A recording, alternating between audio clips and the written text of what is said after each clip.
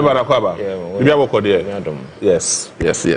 All right, so maybe commonly now ya start ya interrogate some of the few and the marketing kits here. Now, first of all, my Manika Enco Ghana Education Service for press release our mode buy na they responded to granted my buy almost Omuni staff ID for over 1 year or almost 1 year in the entry Mokada.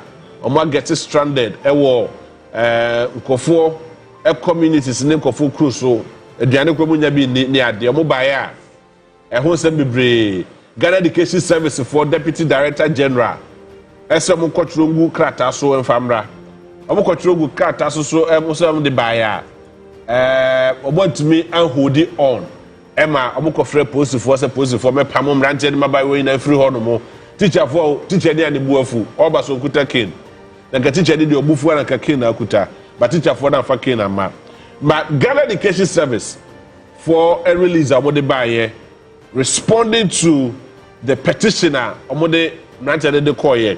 But one of the things now the Deputy Director General no air can say omo amode petition e ba no omo mba be pekiti ye no omo kwatrongu krata so emfamra eno no na Ghana Education Service for e de agu krata so omo atwero se emnante the petition bae. So at what point na omo de petition de bae omo de mo no na de petition de bae na so omo twero gu krata so na emu ne he na omo responding. So let me address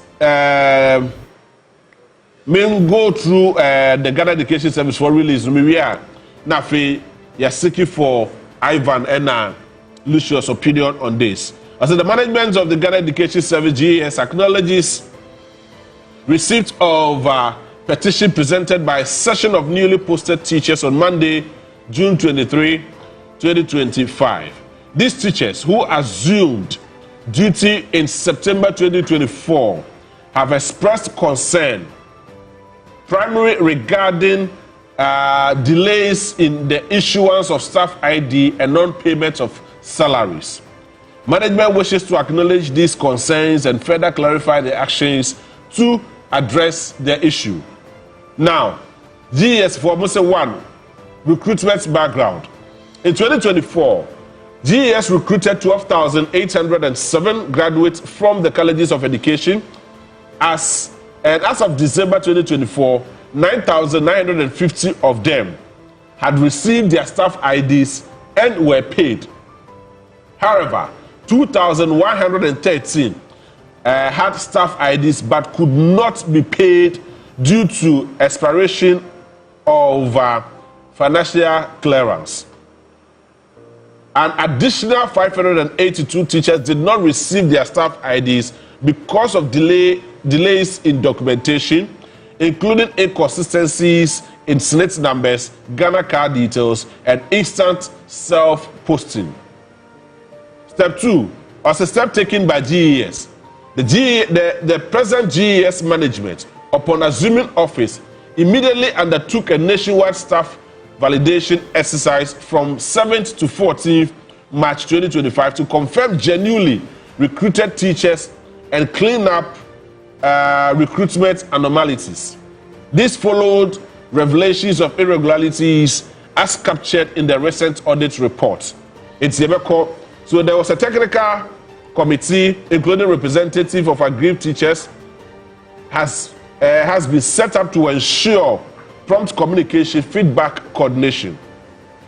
Letters have been sent through the Minister for Education and the Ministry of Finance requesting an extension of expired financial clearance to allow for the payment processing. Fortunately, a budgetary allocation was made in 2025 budget statement.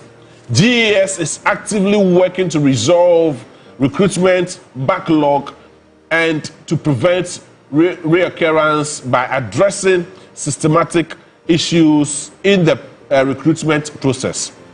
Now, inconsistencies, I say a challenge GES continues to face is the frequent emergencies of new groups of aggrieved teachers with shifting leadership and inconsistent representation. It has become difficult to track concerns and ensure progress. Every picketing exercise often involves a different set of individuals. GES appeals for coordinated, unified, and consistent representation from the teachers to help streamline the engagement process. Whilst GES appreciates the frustration of affected teachers, it is important to note that significant progress has already been made. The service assures all affected staff every effort is being made to rectify the situation and ensure that genuinely recruited teachers receive their due salaries and benefits. Management remains committed to transparency, accountability, and collaboration in resolving this matter to the best interest of our hardworking teachers and the education sector at large. Signed, Daniel Feyi, Public Relations Officer, Edema, the Ghana Education Service. Lucius, what's in Koboy? I'm a tape. And you knew who Koboga Cray. That's it. I'm in Falconia, so I'm in Chia. What her phone now? Now I'm in Chia, NDC for Benso Badibra, BT. Now, before I call in Komoisono, once I ever teachers for who dear. Men can we, and I say many district director be Eddie Kobo. Ewo, Sene East. Yes, Sene East district director. Now, all can shortage ewo or no on the district as we hear teachers. We hear teachers. Which I say, a deficit of about 350 teachers. CCIS or Otimi FA. Oh, I see. On one Casacra, we say no decision on so what take years, open release. I free or no district, I call different district as a teacher on Fairmount. Wow. Because no vacancies be brave. Here teachers be brave. Here teachers be brave. Now so per se, ufri honum. It in no crime, yes, enka me share Clementa Park, honorable Clementa Park, nan coming no adi home como. Ma ka chance aja omwa district no. But which we say now all can ho asem no. Teacher for issue we say no. When say all kind communicate na as ye honum ba bi no. Na all patch say education directorate no patch say there is some inconsistencies be teachers no leadership. Yeah. Any issues na ban kasabede ba na inconsistency bi wom because o hwe se ne ene we mu ba o kina asem abede ba no different. I think say issues no ye individual issues. Yeah.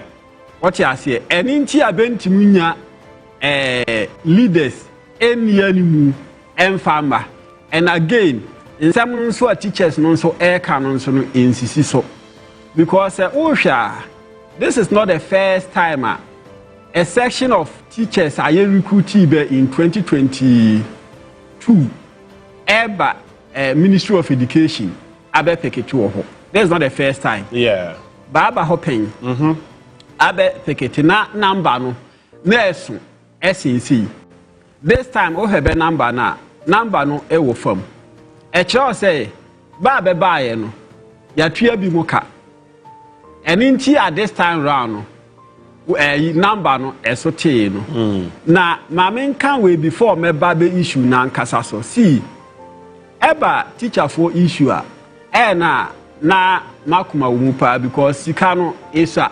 Enti no say obi mom ube posti obi na ode no bekwa akoto obi man so na ni pay emma de na ho asem no den what you say yeah say ode obi be free Accra na ko bi asablugu ana udi obi ebe free boko na ba beto Kumasi na maami ni ho papa ni ho na abanti ana babawa obeye adwuma na yentua ne ka continuously for 9 months 10 months die na ho asem no areho so ho na emom no kwasem ye say aban we say no abone ho modern in terms of that same teacher for we ye kan basem no aban NDC aban no abɔ ne ho modern yi pa de nti a make say NDC aban na abɔ ne ho modern ye say obehwe from 2020 to 2024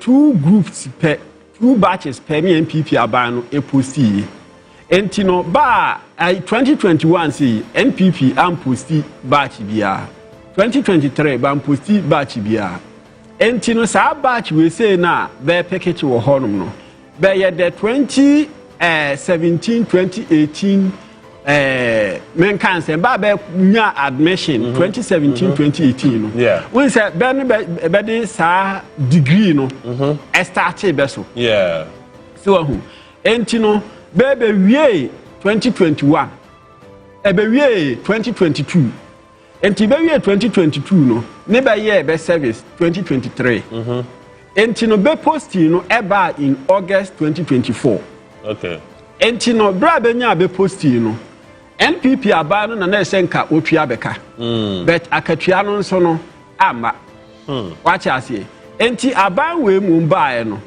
ne obetua beka. Now, you see, the unfortunate thing is that the man sa group we say no ben sem can say individually na ne be issues. What you say na enye the whole batch no because share batch na be recruit in 2024 no nyina na be 12,087 teachers. What you say out of the 12,087 teachers no say ya me no wo kasa no emu be 5,000 something ne benyanya bayi no offense be pay what you say na issue no ebi eye staff idea ebi mu enyae so unya staff ID so want me good ebi mu nya staff ID ne ebi mu nso ho aba nya be staff ID na nso pay emma ebi nso ho no ma ni pay slip eba the pay slip na eba no ebeba na 0.00 ne wo so how and pay slip ba be ska bia ni so nti no obehwe pay slip no so no 0.00 ne wo so ebi nso wo ho no ma ni di no ekopie wo different school wo school for na me wie me ba be wura asem num a che odi nti asa issues we mu na no happen obi wo ha wo school A but nidi ewo like ni PVs no appear wo school B PVs so na de ekofa asa issues we mu nyina baaye no documentations a enye den NCC so ebi ye teachers na nkasa no be making free aban de nti American say say one ye wo teachers no dodo na wo ho no ma this time be self posting enti no time na be ba be posti sa batch we see no be a portal no tool no because obia nko portal no o enter with index number who enter with index number na regions no beba district no beba na ayi schools a ewo district no vacancy ewo ho no eno nso aba nti regional open no uko region na ko district no na school a vacant open no na we select we are within the shortest possible time no na yama appointment letter sane online na wa ankasa wa print hard copy no so ahu na ne ebi mu say wa breko a ono mom wa enter a register a select school ama ba man appointment letter no o wieye besanko bie tu mu say obetimi aye reposting ni sankrofo ibi mu no esanko ye reposting watch as enti sa reposting for no be mom ni bi wo ho no ma nidi NA nidi wo school A but PVs no ewo different school duplicates enti no ye better na yatu akanti sa school na owo no validate wa enye yi but there should be a system where when you register now your self-post now, it ends it. Every single it will verify say already you exist in our portal. We say a new system, and you know I know say subsequently mistakes we now no be address it. What you say? Because and what na say na odwen ho say adenti obi be ya adwuma more than 3 months na yentua ne car insisi so because somewhere 2015 2016 yes issues na bi any ma your current vice president yi any setekwe ekambo mu this ESPVs no buy no electronic salaries and payment voucher no buy say obi ya adwuma within 3 months no say be process the document na yetua ne car within that same month no and we mom ni MPP for criticize ya be say o teacher for ya adwuma ayi infie bebre ni ya ma be only 3 months watch us here bet na enye no cresa enti ene no these issues we teachers issues no eba no baako eye enkrofo bi mu a be ye reposting watch us here then the second thing no so no eye enkrofo bi mu a be na nkasa nso be snitch ahu snitch ID no eno nso insisi so but Ghana Education Services seven doors because me can say last year another group of students be the omo dey buy omo dey no almost Ghana Education Service director baako e was sehwe ho no mo agigi omo 10,000 minimum of an average amount of 10,000 cedis am omo fake appointment letters e man no so over 1 year ye ntri omo ka omo quarantine diamond no so ho sem bebre Director of Education when few more. You see, so when you have these pocket of issues, fake appointment letters no issue no bar. And in there I know say education officers no do now honoma. Beji amount for sika na ba ma appointment letter, but this time no obi appointment letter district level honoma. The risk is that nipa no enya na ni pay. But say utmi fa kira ya na se nipa no kra nya staff ID na se yepia ne ka ontim ko promotion because we ko promotion a we hear that genuine appointment letter no na dia process for we promotion mi wa letter na ekita no nso no enye genuine nti we ko process for we appointment letter the system no be den e be reject yeah watch I say ye won crofo bi mu ho no ma na nsan tem be frame a me ka kire be say sa letters na ekitabe no bempe ba bi na bentontwene because be 2023 batch ni be ko wuram ne ai be ma be appointment letters ni be di akotena school mu se teachers abe kira de ni bi ka kira be say won ho portal yenya mie ho portal for 2023 batch yenya mie nti ko fa appointment letters wo obeje to mu say e be kwa Ivan House ya but obeje to mu say my real school me pedwuma ye I am desperate betifie na se maba wo ho no na ye district director of education na maba ho na se wakwa print director general appointment letter no was sign what fake director general at their son at their year it tells me that you know a purely criminal issue crime we interdictate the director general of education and I'm interdicting the way so I must say asem no omo akope ho asem no omo nkoka what be that yes criminal wow but we say the truth is that sad no akoswache okoba bi ti say wanchi say ya bunu region wanchi me na be no hwa no wanchi education office no de na nsemfo sa be ma amanfo fake appointment letters na be fa ho ejiji amanfo sika wahu but this time no ene na ka ho bi ene ma buy sa central system no wo ho no say biatuma wa wie school wo batch ni aya biatum wo enter na why den we register we select you school this time no obi mom ni be there ekwa kwatena ase atro letter no de amount okay so wahu say what na ase atro letters de ma amanfo a eno ni ma ebi mo obi timi tena onu ani dam no abo appointment letters there was a time na wanchi okoho no ma nipa no dodo na benya appointment letters wo honum no be san konkranza na ba kwaje staff ID can you imagine back on Kranzan, no back staff ID. And Ghana Education Service, no the issues were, but I think we've come far. Oh, because Babia now ye feel like okay issues are not possible. This time, send your systems be a bedia buakwema. Me GDA say with time no. A bad thing say we are director and I say HR cran I say we are corrupt crampa. Ubetimi aka say oh ba be the German fu sikana. one my letters ebedi because all my letter no krampuna letter no kita nipa na ontimi mfa nya den emfa nya hwe okay Ivan obeka we bia na se yenko the other petition so and yenka we ni we competition so I think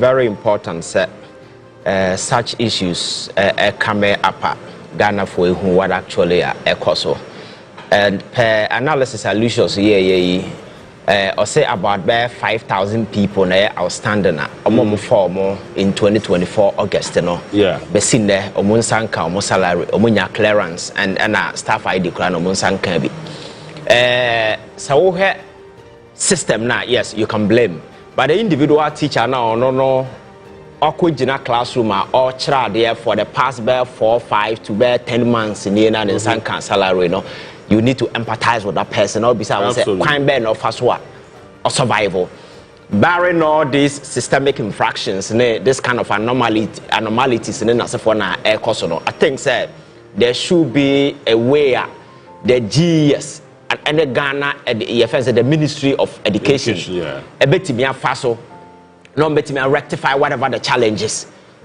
Emma amount for encore pikete because desperation and anger and a for ISA. And this particular thing you see, several other sectors. I have friends who are medical doctors. I almost started somewhere last year. Okay. Or more year, or more your friends a housemanship job. Yeah. They've been at the ground for almost 7 good months in here. No clearance, nothing. Until which means also you are not being paid, nothing. Won't fail form. It's a big challenge. So the question is, for instance, obi Accra or na housemanship, your friends say kolebu, ebi a making otetema. Every blessed day, nobody is giving you a pin for almost 8 to 9 good months in here. Ask yourself, as a normal, reasonable human being, say, how would that person survive? What I say? Yeah. So I think some of these things, should motivate us to quicken the process just to ensure, say, if we are ready to put people out there to go and work here immediately, processes must quickly advance just to ensure, say, after 1 month, 2 months, we need to process and get them their salary. We often sit here and talk about corruption at the workplace. When we say corruption in Ghana, but be a worker in the public sector. And you know why? It's because of sometimes some of these challenges. For teacher for you who are not tried 6 months, 8 months, I ain't levy and at the schools, they will find a way to survive. You understand? So I know that the burden ever shifted to the ordinary person out there. So for me, I think I've seen a lot of release, a lot of talk about discussions in the major problem is there is a problem. Individuals, whether it is the fault of DS or whatever, the question is, are they teaching? Yeah. Are they rendering services that are required of them? Because without the staff ID, that is the identity you need for every document processing at the Offense Control and Accountant General Department. Mm-hmm. That is the identity of here and Sana. So say you issue clearance. That's when your staff idea. What at all is the problem? And Lucius can say a bit more high or Monsabeka or more pay slip. But everybody empty because to get a pay slip it means every independent clearance and I was seeing your fence staff ID. So it means that these are normal infractions a work system somebody need to rectify because me I sympathize with individuals obakwatena ekurase baby ana sikai mu obi bese for almost 10 good months nobody is paying you and we think those things are normal. There are people who have worked for 6 good months. Obia working for 10 and teacher from I'm telling you several other areas as I name away. So as a country, if we are growing, I think we need to devise mechanisms just to ensure things like this, you bet me I resolve, but very often you buy any good name and so now ababa you now no me say Bank of Ghana. I actually letter about nipa no more before elected December. Yes, we know appointment terminate. Yeah. You see, on moral grounds, you must say I'm Ghana for na didn't buying be a banner all of a sudden. But Uber comes, nipa na or employ people at the time who defy the moral principles because you see, you talk about we want lose election. Unim say we coffee. common sense and on the your friends principles of morality, you know, should tell you say if only you think that you are servicing a nation, you should know that putting over 3,000, 4,000, 5,000 people on a particular place, you know, at the end of the day, you know, isn't going to augur well with a government that is coming. We are 12,807. No, Bank of Ghana, then America. What I say, at the end of the day, you know, the decision is let us start the place. Or maybe we the problem. Now vacancies now, no. But and this thing happened at Cocoa Board. Cocoa Board, staff no do so change work na hire so movie what I say. And see the question is abayin sisako abayin back. And I wonder why we cannot be bold and address so because some of these things are challenges. The major problem has to do with the Transition Act. Because the Transition Act, you know, creates a vacuum. And that vacuum is what guarantees some of this nonsense among 4 years because you lose power. So I didn't say the Transition Act and say whether we create a freeze period and now say a certain regulatory mechanism be in place just to ensure say a binding within that period, you know, something has to be done so far as appointment and recruitment is concerned.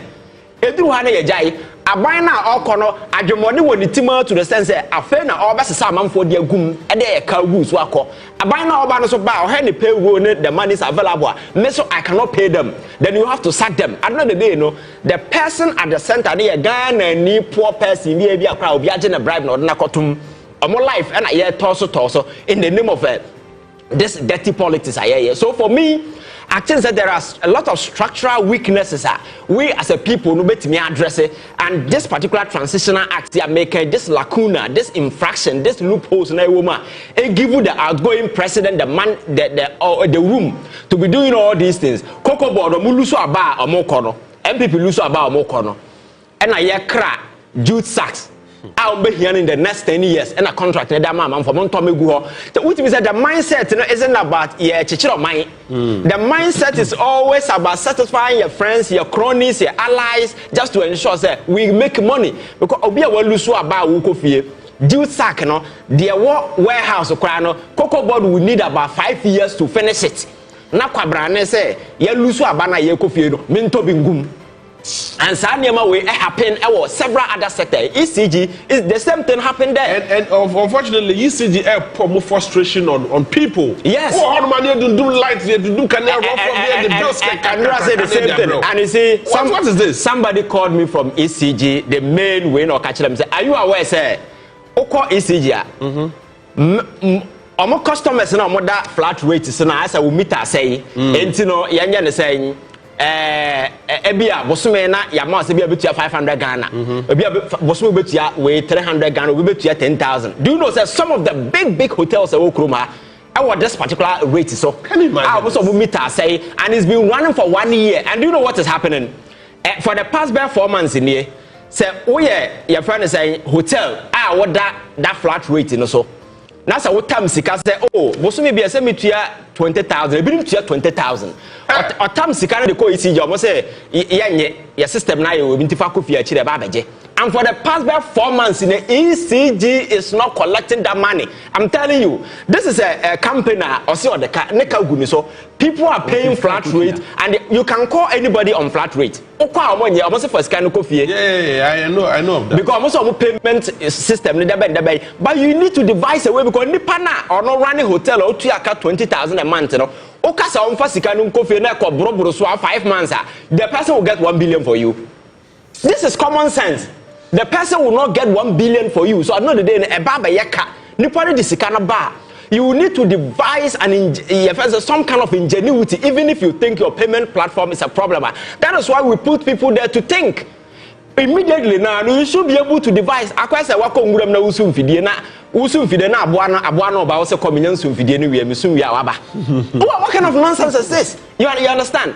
And yet the level of incompetence and the inefficiencies choking state institutions and state enterprises, you know, is so astonishing and very embarrassing. And very often, you know, the very people there, they don't suffer the consequences. Do you know why? Because at the end of the day, you know, they take their fact salaries. Conferences or Motina Krum Higher, or Dubai conference. Conferences yet Krum Higher, no, Quabranitra plane ticket, conference, Kaka, 10. because of this structural weaknesses and inefficiencies in the system. I know the day no na ya bore katwetwiri dia gu ho na ya pass ya ma me man say ono te market na makola woman na ono ye no ori na etua. Endra, sad story on ECG. Somewhere ewo awowin, that is Enchi area mu hono mu. Otu one man na say the kabe be 300 Ghana. They are still using the old meter.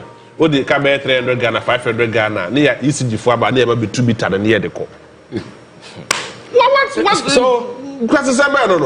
I think, sir, you see, Meshadana widen the scope across all sectors just to give you a bigger picture of how our inefficiencies are choking their governance in the way architecture and that one. And for me, I think, sir, we need to be very proactive and very confrontational, making sure that we deal with some of these things in a very aggressive fashion.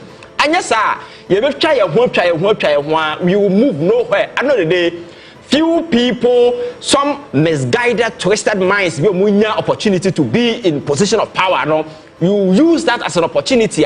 They will rather enrich themselves, and the poor masses, the entire governance system is supposed to advance their life and their welfare. No, will always be poor forever. And if you look at all the indices, track it to know whether there's been improvement in the life of the average and the ordinary Ghanaian, you see there is nothing. And to Chroma Yeti, whenever people are talking big economics and as far human development index, nobody mentions it. You can GDP, you can say GDP now, GDP no. Companies no more Chroma, foreign companies. They repatriate everything and go. Over Chroma, South Africa companies are Chroma Hafa. Ubenya your friend is saying ukọ more ha ubenya kese bi wo ho omo from saying Shoprite ubenya Absa Bank ya abai ubenya MTN big companies, and I know that they when they come here and they make money, they take all the monies away. Ghana for South Africa Redemption Hwan Church GES Center we don't export companies out. Sorry, heaven. Sometimes I are now way. So that is the mentality. You understand? So I think time as one as a broadly. Now you share all these structural weaknesses, Now you making sure you dealing with, and at the end of the day, there must also be consequences. Yes, spell it out to individual. And for me, I think in public service, I dear man for feeling like a because there are no whipping mechanisms in place. There are no punitive sanctions, consequences that are meted out to individuals. So I know the worst that can happen is a mikofie. But say I am very strict. We are making sure that because of some inefficiencies, be individuals be so because say your friend is saying national security for a proper audit. Individuals no do good flat wages, go because it's not supposed to be permanent. And if because so what problem would meet within the space of 3 months, ECG should be able to come and change that meter for you and put you on the proper way. But some have been on it. Go and check. Oh yeah, big hotels. Your political meter crowd or big companies. So at the end of the day, average Ghanaian not in the baby never catch and say ECG the car, power sector the car, energy the car, and Pierre car goes. Do you think the person will be comfortable? I think the citizens are always ready to help, but it depends how I or never. The last time I catch South Korea or my for now way for good, way for the sick away, they line up in the streets of so government major music because they know say you have good intentions. You want to do the right thing, but in our situation, you cannot say the same thing. When state-owned enterprises can fly, your friends are board members, management members, you go Dubai, a bit more your friends are board meeting, like for what reason? And these things are happening. So you can do your underground way. You see most of the company over the years, that is what they've been doing. And these things are possible because of the structural inefficiencies in Asafo. So I think where air course with the teachers, yes, you can blame them for whatever picketing Asafo, but you see me, I understand the frustration. I pity them because I know what it takes to work for almost 6 to whatever 7 to 8 good months. 1 year. Yeah. I know the day no. Udi ho agba babo siansa na bosia no benya bimpo dia na babo. Babo siansa sika na beba no na afi ababa ya asem foforo. I think we must begin to incentivize these young people to see say life in Ghana no it's not about just joining political parties and then as a forum na obeye we answer what me bibi. That is why everybody is joining the political bandwagon because him say oba na obey DCB obey we and there kwan bia ma no. But who are who and there adwuma or the public because at the end of the day and then the woman economy no e grow my culture say oba aban adwuma mu a teachers, nurses, your friends, the police officers, no, they do not actively and directly no make contribution to the growth or more they offer third-party services. But the workforce now, that should be the focus. Now you drive this level of ingenuity, and the emerging technology now. Quite to me, because maybe we are still doing the technology in advanced to it. Advanced will be pay system. Now I say, Nidia copy baby me. All right. How possible? So I think that we can address some of these challenges. And for me, yes, and we will not be coming doing this back and forth. And I know the day we're going nowhere. Of course, it looks like Ghana Juma for the Ghana for Nakasa we are living on life support. So almost every day they see a pastor for Froba. Now this is a letter earlier Captain A interview had him, so I will not go into details of that letter, but more particulars of that particular letter and audit service for social response of Monday by now. So what kind page 3 of the letter now? It has indicated various account numbers are yet transfer sika unauthorized transfers. Eduko Nina, it's about 6 different accounts are amounted to 52 billion 537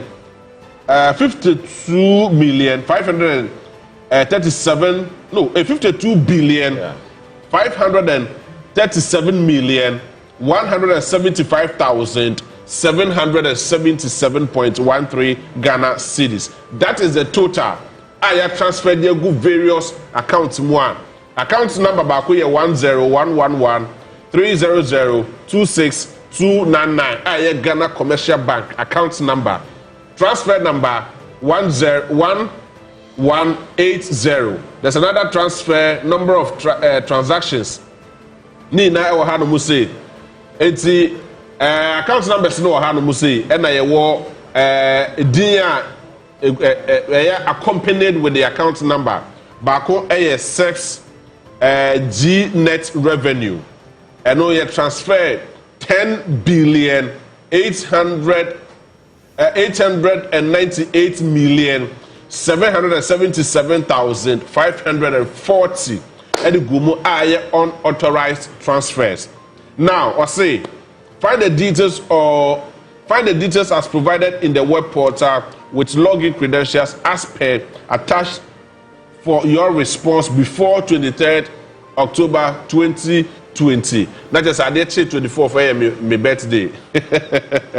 In the absence of the bank statement for the specific month identified, we are unable to ascertain the completeness of the transactions between the collection and the holder and the holding account. We therefore request your institution to provide us with bank statements for specific months to enable us establish the completeness and accuracy of the collection of this transfer. Papa Betina, that is where George went for Deputy Director General Edema, the Audit Service. And also, you have a kind of Hanu Musin transactions in Nasufoni now Hanu Musin. They hold details in due time. Some of them you may post more also so I Hanu Musin. My Mr. Tifu so Ivan. David, issue where I think the Ghana for more share in ending that say a issue. Yeah. Abba. But a campaign up some resistance from the various state institutions no involved no trying to rebuff. And I say your bought work so and you know 52 billion they better transfer from ECG account and then as a forum. But issues no keep it popping up. But unfortunately, it's sad to say for almost best 7 to 6 good years in here, we haven't been able to establish say sikana transfer no. So So the finance minister they give you authorization for that particular this thing to be done. Say yeah that particular audit because this is what happened. Issue is very complex. In the year I'm breaking it down. Say the city. Unse your revenue, your friends collection institutions like GRA, like SEPS, like Wine. So omono your credit account be among your friend transit account. Transit accounts so fans customs ete baby taxes are. The transit accounts and say obeti jisika na gum but account no you cannot withdraw any signatories because it's just a transit and maybe it has a threshold. Sikano guma na be could do 100 million automatically you transfer to the Bank of Ghana holding account. What is the city? So they are just transit. Enti me fan say GRA for jeje omo de petroleum wey jeje na de omo nyina omo jeje asa account no mo de go transit. So sikano stay mu a e be a threshold e be any threshold enti eguma na automatically sikana transfer to the BOG holding account moving to the consolidated whatever. That is how it is. Enti ndu account na uhunu be unsa subsidy wom. Yeah, subsidy wom, yeah. Enti ayesika ayesubs for jeje ye. Okay. What I say? Yes. As and Kasasika, na transfer at the come to BOG holding account. Internal Revenue Service. Exactly. VAT in our womb. Yes. So this are VAT womb. Yes. And WhatsApp's womb and the EPI. Yes. Yes. That is a custom account. So Obiana need the petroleum for Najiji or the customs for Najiji or the and Omudia good holding account. Thinking said the money will follow and go through to the the bigger soup na the Bank of Ghana way no. Sikano Eco Bank of Ghana hono and FA baby. That is the whole argument, you know. Eco Bank of Ghana. Yes, because these are transit accounts. From these 6 accounts, you know, Sikano were supposed to go into the BOG bigger holding account. Yeah. And in their way, you know, and the diabetes baby. That is the question. So Sikana.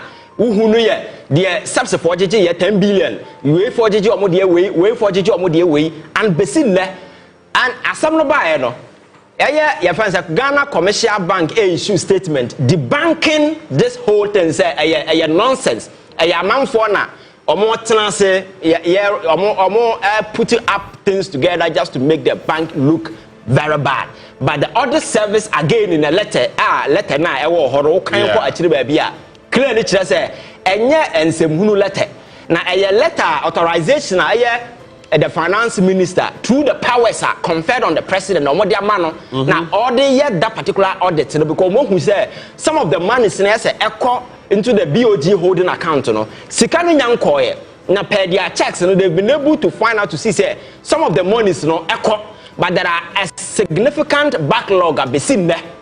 For the purpose of clarity, I mean, for audit service for letter no more kind of as whilst we appreciate the public interest in this audit, we wish to place on records that the audit in reference is a special audit exercise which was requested by Honorable Minister of Finance Ken Ofori-Atta in a letter dated 15th August 2020, based on the mandate of the President under Article 187 clause 8.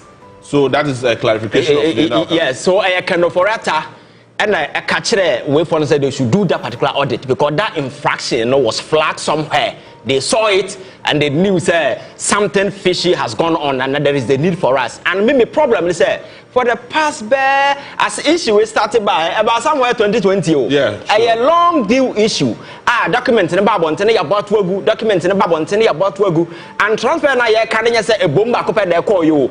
And what can say they were moving through different bank account, so it's possible. And do have breakdown a be a 10 billion, a be a 6 billion, a be a 3 billion. So different and you move.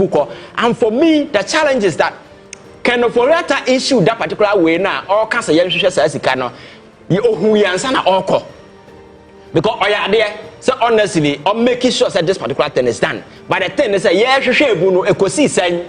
issues no buy no what was the position of government yes be able to be recover this particular account because Ghana na yete my culture say whenever you are doing transaction via bank there is no way the money will get lost unless why want to say won hwehwe Yeah, sure. And if these monies were transferred by different bank accounts, you can create shell account, whatever account, do multiple diversion, whatever, no, whatever it takes, no. So we are ready to trace the money. You will know where those money went. All right. But till date, nobody has been able to. So I think that's very important. Say, issue way about abontia or they come by special prosecutor they come and may a bit way about it because I'm not sure say the power back and forth. Maybe Yoko would give us some kind of a shift.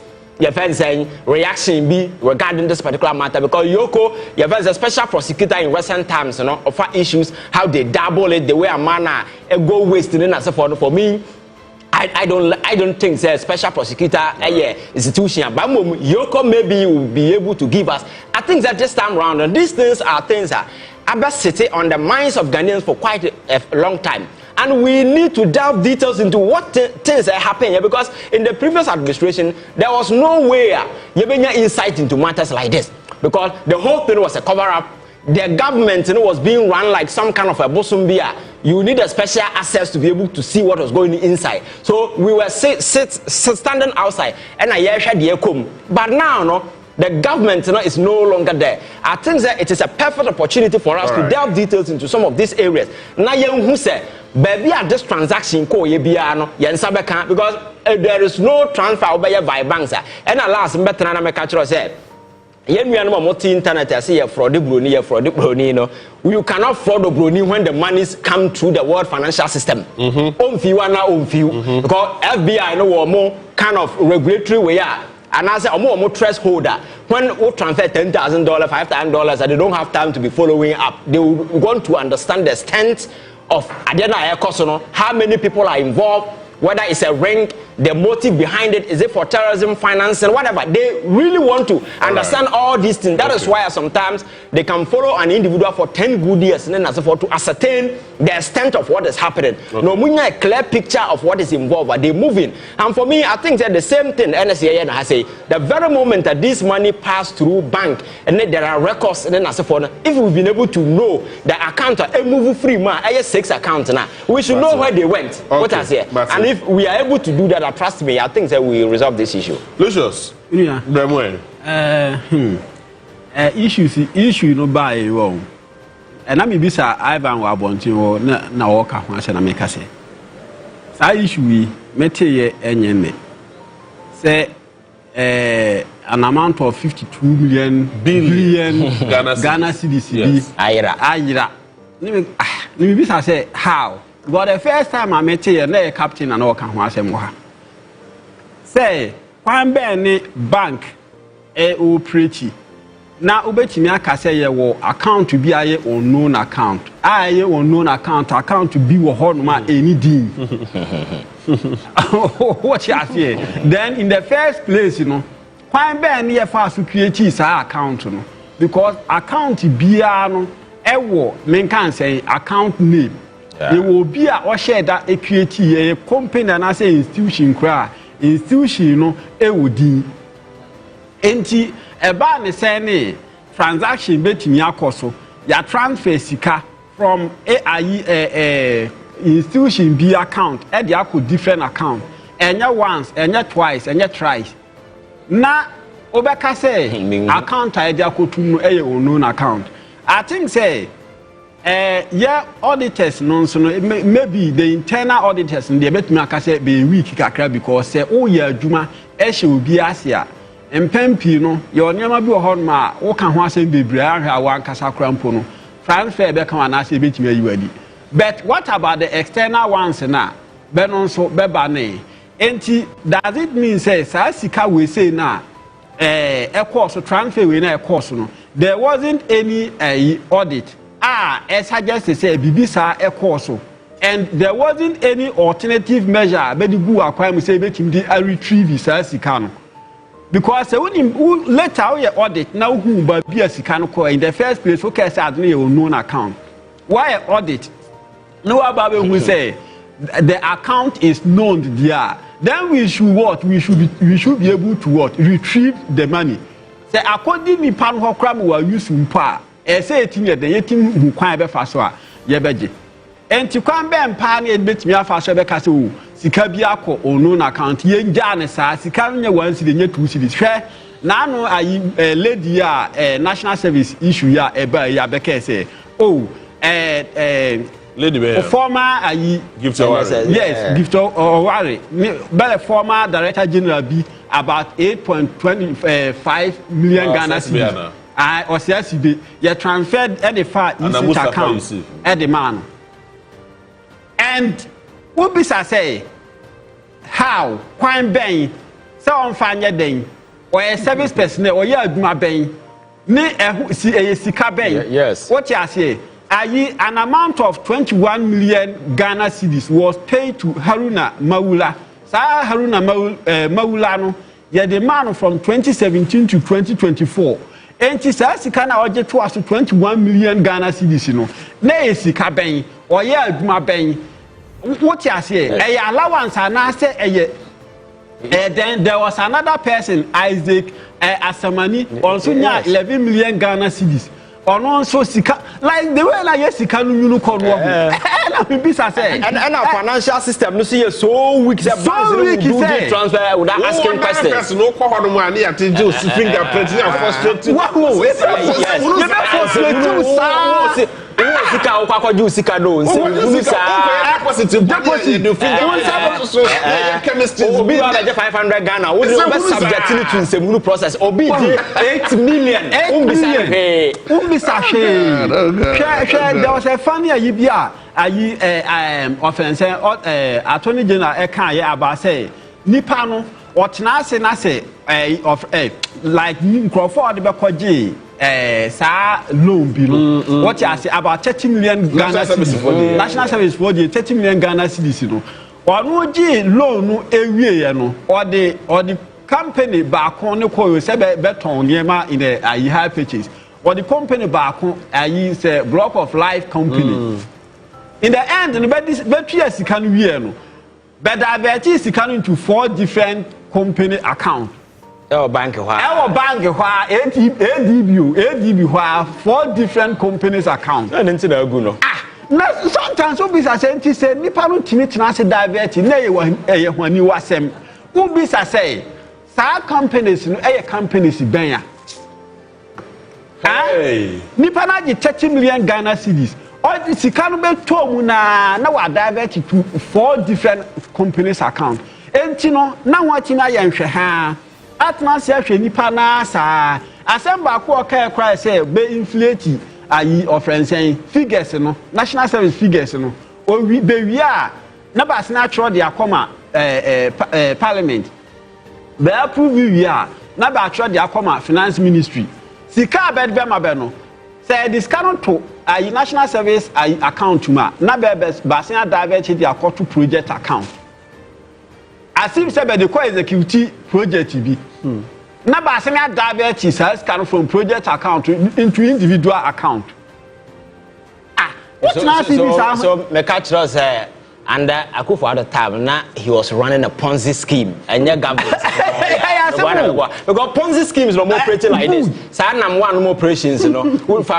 tuntum budget if I win packet budget you see that kind of cars no more play because how can these things happen how because of reference saying regulatory framework very weak and nobody mining you be there so be betimi aye ni open this lady am kind as national service who had the way they operated one thing that comes to me is you're very weak intellectually because for you to be doing some of these things just on the criminal radar no, these are the lowest individuals I said be I drink credible chrono be what I say because a typical reasonable very intelligent criminal